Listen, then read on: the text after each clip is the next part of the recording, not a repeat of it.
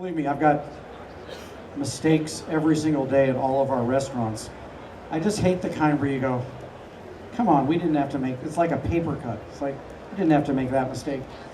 But Shake Shack, I got a letter about 8 months ago from someone, and the letter started off, you know, I used to be on the board of the James Beard Foundation. My wife and I have traveled the entire world. You know where this is going. And so when my grandson asked if I would take him to Shake Shack for a hot dog, I said, he's only 6 years old. One day he'll be old enough to go to the kind of restaurants I like, but we'll go to Shake Shack.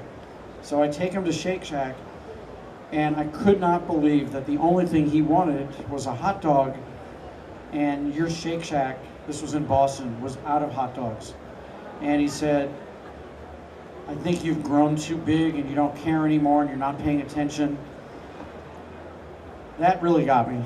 But then he said, so I spoke to a manager, and the manager managed to find a hot dog in the house. But would you believe that when the hot dog was finally cooked, it was wrapped in lettuce because they had no hot dog buns. And Mr. Meyer, any of your fine dining restaurants would have gone next door. There was a 7-Eleven next door. They could have gone out to buy hot dog buns. And so number one is I felt horrible. And number two is I gave this job to the person whose responsibility it is at Shake Shack. I didn't tell him what to do, but he's read Setting the Table, and he understands that there are 5 A's to mistake making. Acknowledge it. Excuse me, be aware you made it. Acknowledge, we had no trouble being aware we made it after this letter. Acknowledge it, apologize, act, and apply additional generosity. Those are the 5 A's. And end up writing a great next chapter, because you have to assume this gentleman is going to tell the entire world what happened.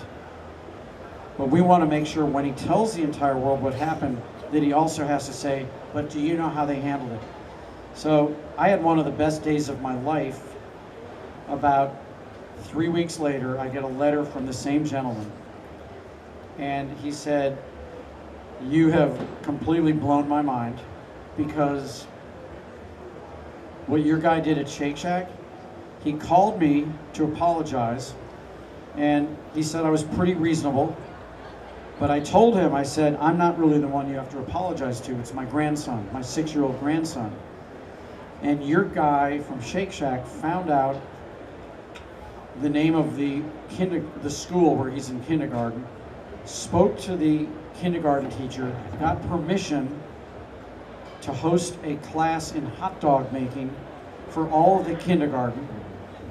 My grandson got to be the star of the show, and your guy was enterprising enough to ask permission from the teacher to invite parents, because he knows how to promote the brand to the people who can actually buy it. So this was all about, so you've redeemed yourself. This was all about 6 months ago. Now about 1 month ago, I get another note with a photograph.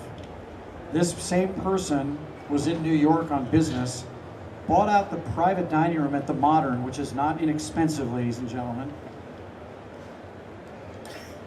And when we had seen his name on the books, we told the whole story. I had the Shake Shack guy tell the whole story to the head of the private dining room at the Modern, a Michelin star, 2 Michelin stars. The chef of the Modern, having fun taking service seriously, along with 2 other people, put Shake Shack t-shirts over their chef's coats. And at dessert time, after delivering a perfect meal, they had created eclairs that were designed to look like Shake Shack hot dogs to the same guy. And now, out of that one really bad mistake, and it was a bad mistake, I believe we not only have a customer for life, but we have an apostle who will talk about something that he will remember long after the original mistake.